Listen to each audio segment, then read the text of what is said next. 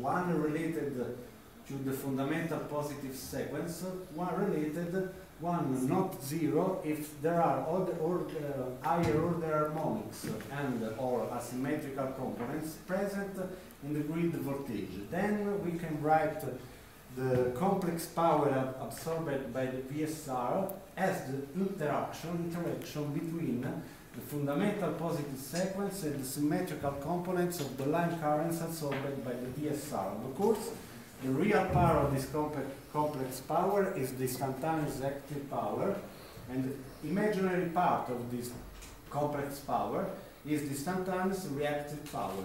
We can then express the time derivative of the complex power as the sum of two terms. One is a function of the interaction between the fundamental positive sequence of voltage vector and of the converted voltage vector. The other one, and we call the second one S-line, that stands for lines loop, is a function of the grid voltage vector and the actual value of the complex power absorbed by the VSR. So we can, in other words, the second term is a function of the operating condition, the actual operating condition of the VSR. Now we can express the generic phase converter voltage as a function of the number of level M of the converter, of the switching function of phase K, on the total equivalent DC link voltage VDC. From this generic expression, we can find a simple generic expression from the converter voltage vector, and we can put this converter in a complex plane. We can split this complex plane in 6 sectors. Each sector is then split in a certain number of triangular regions. In such a way, all the converter voltage vector belong to at least one triangular region. Then we can express the generic converter voltage vector as sum of two voltage vector. One moment. Of two voltage vector, V alpha and V beta, by means of two integer numbers, R and H, and we call this integer number the equivalent modulation indexes. So, before talking about how the lookup table for our direct power control is built, let's make some basic consideration for a direct power control. We, in the direct power control, have two hysteresis controller, one for the reactive power Q, one for the active power P. The first one is a 2-level controller, the second one is a 4-level controller, since the inner limits of the controller are used in steady state operation, the outer limits are used in transient operation. However, in each case, the reference value for the P power and the Q power are computed in such a way that in steady state the total DC link voltage should be kept constant, and moreover the converter should be absorbed from the grid system of line currents, sinusoidal and symmetrical. Now let's talk about difference between the proposed, the conventional direct power control and our proposed one. In a conventional direct power control, the outputs of the hysteresis controller are the inputs of a fixed lookup table that select the proper voltage vector to be applied in the whole sampling time. Now, the action of such vector strongly depends on the actual operating condition of the VSR. For this reason, in order to improve the performance of such control, more than one lookup table, fixed lookup table, should be built, and the proper one selected as a function of the actual operating condition of the VSR. Of course, as the number of levels of the converter increases, so increase the number of fixed lookup tables. In our proposed approach, only one table is used, the one lookup table. The difference is that this one lookup table is a dynamic one, but in real time as a function of the actual operating condition of the VSR. So let's see how this dynamic lookup table is built. We can start by finding the virtual zero slope voltage vector. That is the one vector for which the slope of the active power is 0. we can find easily this virtual zero slope voltage vector, and we can express this vector by means of the equivalent modulation indexes. We call them R star and H star, and these integers are float number. This means that only in rare cases this voltage vector can be an actual output of the converter. For this reason, you call this vector virtual vector. But starting from this virtual vector, we can define a reference zero slope voltage vector obtained by approximating the indexes of the virtual vector by means of a float operator, a float to integer operation, and we obtain two new integers that are two new indexes that are integers, L1 and H1, and these integers are the modulation indexes of the so-called reference zero slope voltage vector. Now we can define all the converter voltage vectors with respect to this reference voltage vector, and we introduce for this reason the delta modulation indexes that are gamma R and gamma H. These indexes are integers number, and they represent the distances along the alpha and beta axis, the one axis in the sector 60 degrees one each other.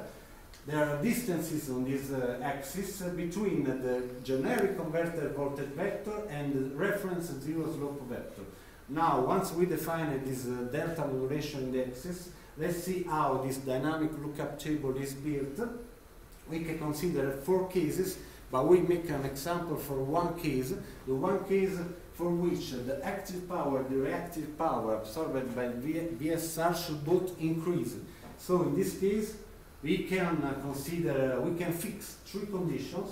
The first 2 conditions are the ones needed in order to respect the output of the hysteresis controller. So with simple relations, we can find a subset of voltage vector that respect the output of the hysteresis controller. Then from this subset, we can extract another smaller subset by imposing that in the final subset we let only converter voltage vector that the converter is able to actually output. Of course, we can use the simple relation of the delta modulation indexes. So once we built this subset of voltage vector, we have to order them with reference to the active power slope. We can consider three cases. The first 2, we keep one of the delta modulation indexes constant. We make the other one variable. We can see that the active power slope increases as the other index, the one variable, decreases. In the final case, we let variable all 2 delta modulation indexes, and we can finally conclude that in order to sort all the voltage vector, we need to divide the generic modulation sector into sub-regions, each 30 degrees wide.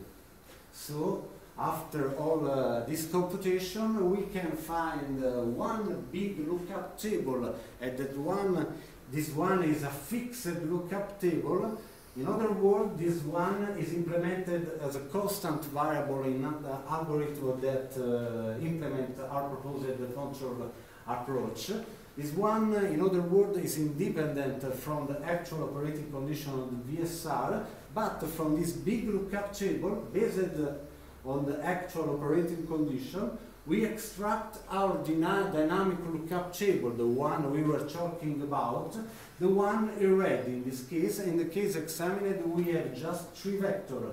The beauty of this table is that all the vectors in this table are already ordered by reference to the active power slope, so with just one integer, we can select the proper vector to be applied in the whole sample time. Now this is the scheme of the whole control.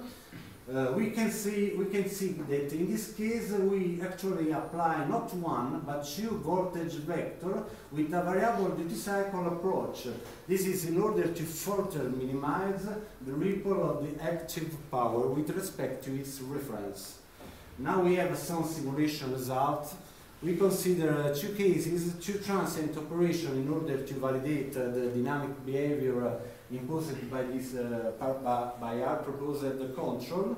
In the first case, we have the VSR start, the VSR start, the DC-link capacitor are charged to their reference value. In the second case, we have a load step variation from 0 kilowatt to 30 kilowatt. In this case, we can see that in the transient operation, the power, the active power, follows its reference with the good behavior. And here, the active limits of the hysteresis controller are the outer one, but in steady state, here, the active limits of the active power controller are the inner ones, and we can see that the controller is able to keep between the inner limits of the active power hysteresis controller the actual value of active power, such that the line currents absorbed by the VSR are practically sinusoidal and symmetrical. So, in conclusion, direct power control developed for a multi-level converter with generic number of levels has been developed, has been validated by simulation results, and we are planning to build a prototype of 30 kilowatt in an experimental setup. We are planning also to extend the suitable voltage vector to be included in the dynamic table, and we are finally planning to extend this type of control to a direct shock control for induction machines.